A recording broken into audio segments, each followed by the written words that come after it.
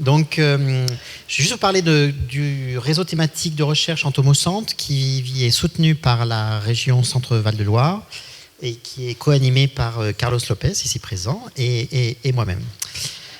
L'idée du RTR, il est parti d'un premier constat, c'est que les insectes sont au cœur d'enjeux socio-économiques de premier ordre, que ce soit par exemple des enjeux environnementaux, toutes les questions de services écosystémiques, d'agriculture et de sylviculture durable, des enjeux sanitaires, puisque un certain nombre d'insectes sont également vecteurs de maladies. Et suite au dérèglement climatique, on voit apparaître en région des vecteurs de maladies qui étaient préalablement présents dans d'autres régions du monde. Des enjeux technologiques avec notamment les techniques de toutes les questions de bio-inspiration et donc d'utilisation du vivant pour développer donc, des technologies et des micro-technologies. Les enjeux alimentaires en termes de protection des cultures et de sources alimentaires innovantes comme les insectes ce soir. Et les enjeux patrimoniaux en termes de biodiversité. Le deuxième constat, c'est qu'on est face à une érosion massive de la biodiversité et il ne vous aura pas échappé la couverture médiatique de ces derniers mois sur la disparition massive des insectes parmi les autres organismes qui disparaissent, ce qui a poussé la FAO à alerter sur le risque d'effondrement des systèmes de production agricole suite à la disparition des insectes qui jouent un rôle important dans ces écosystèmes. Et le dernier constat, c'est que la région Centre-Val de Loire, c'est un vivier unique d'expertise scientifique et naturaliste, avec des partenaires académiques, notamment en Indre-et-Loire et dans le Loiret, et puis un certain nombre de partenaires non académiques, des associations, des entreprises, des start-up, des structures régionales et départementales, et des structures de diffusion et de transfert des connaissances.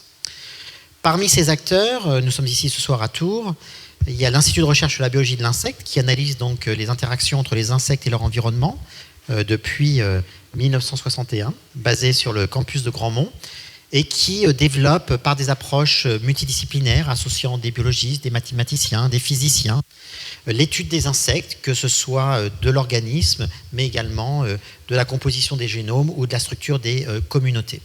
Et même si l'approche est essentiellement fondamentale, une grande empreinte qui se développe au fur et à mesure des années, c'est l'implication sociétale de nos recherches. Et ce soir, on est l'illustration.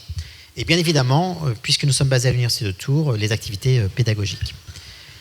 Donc le RTR a différents objectifs, et en particulier des objectifs recherche, formation, innovation, d'aide à la décision, et s'inscrit en fait dans un objectif de renforcer les collaborations dans la perspective des agendas politiques et scientifiques de 2030 pour un développement durable. Juste quelques focus en recherche. L'idée, c'est de promouvoir justement les collaborations sur des thématiques phares centrées autour de ces différents enjeux dont je vous ai parlé, notamment les questions de biodiversité, de réchauffement climatique, de bio-inspiration, mais également donc d'alimentation et notamment des stratégies et des techniques innovantes comme l'industrie le propose pour les insectes comme source alimentaire. Et ce que l'on propose, c'est effectivement de mettre à profit notre expertise pour ces acteurs de l'innovation industrielle pour favoriser leur développement et éventuellement leur implantation en région Centre-Val de Loire. Et on est en contact avec différents partenaires qui pour l'instant ont des sièges administratifs uniquement, mais qui réfléchissent à leur implantation opérationnelle. Et donc on est en train de travailler avec eux pour une implantation au plus près des ressources de recherche et de développement.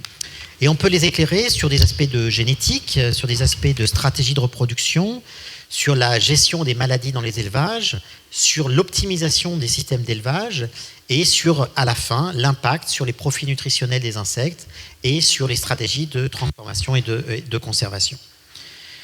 Un deuxième focus, c'est sur la formation. On l'a dit tout à l'heure, l'industrie de l'alimentation pour les insectes nécessite d'éduquer le public, mais d'éduquer également les praticiens, aux futurs praticiens de cette filière entomologique.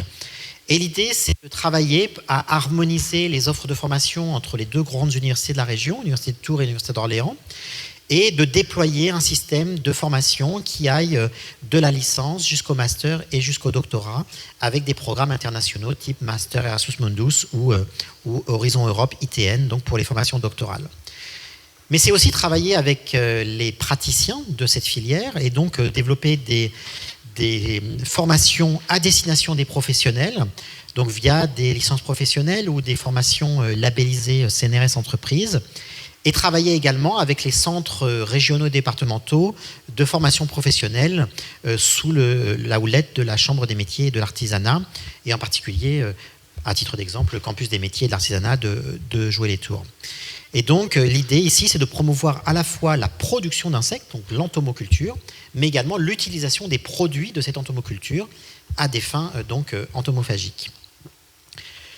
Alors ceci, ça passe aussi par des actions transversales, et les actions transversales, elles peuvent être vues à plusieurs niveaux.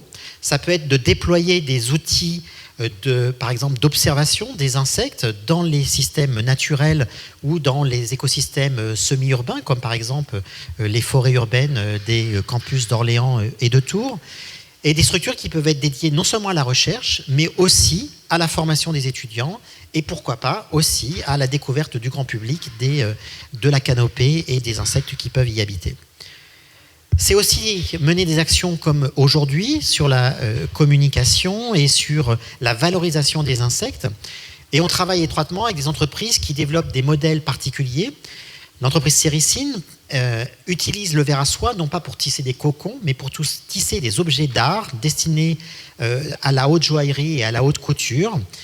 Et l'idée derrière Entomocentre, c'est de réfléchir à pourquoi ne pourrait-on pas proposer des parcours touristiques avec des points d'intérêt entomologiques qui associeraient par exemple la découverte patrimoniale des soieries roses de Tours, la visite d'un site d'exploitation de ver à soie implanté en Touraine et finir par une dégustation de ver à soie avec un bon vin du Val-de-Loire.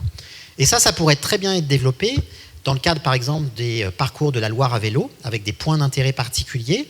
C'est des questions qui sont réfléchies dans le cadre de l'ARD Intelligence des patrimoines et qui pourraient être déclinées sur d'autres thématiques, comme par exemple l'utilisation des insectes pour le contrôle biologique dans les jardins des châteaux du Val-de-Loire, avec lesquels nous avons déjà beaucoup de programmes de recherche, ou pourquoi pas des points d'intérêt entomologiques en termes de biodiversité, avec la biodiversité emblématique de la Loire.